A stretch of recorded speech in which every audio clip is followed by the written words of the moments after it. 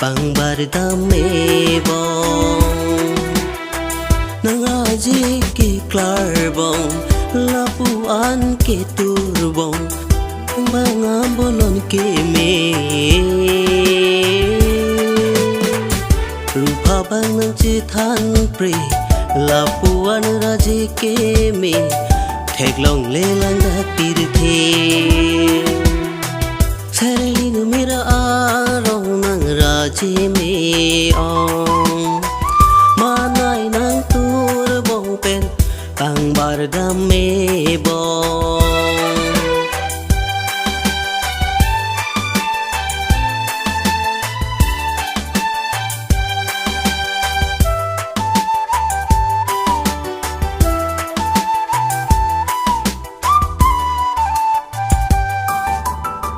Nang kini kaya long Kang tinga jo amanay Nang kini kaya chithilo Nang kang hon ni ke long ke Bai ni ko pai ke lang me Ching hon se roi nang pe ni Sarelin mera arong nang raji me ong Manay nang turbong pen Bang bardame bong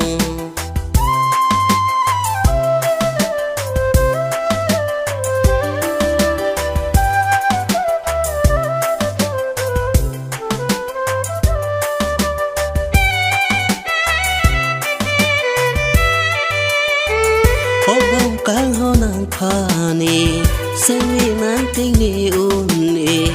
Som dun tik dak so pir theke Chiji sita nang joy ni Renji sita nang joy ni Nang hen lo ne kar jong ke Sarelin mera arong nang raji me ong Manay nang turbong pen Bang bardame bong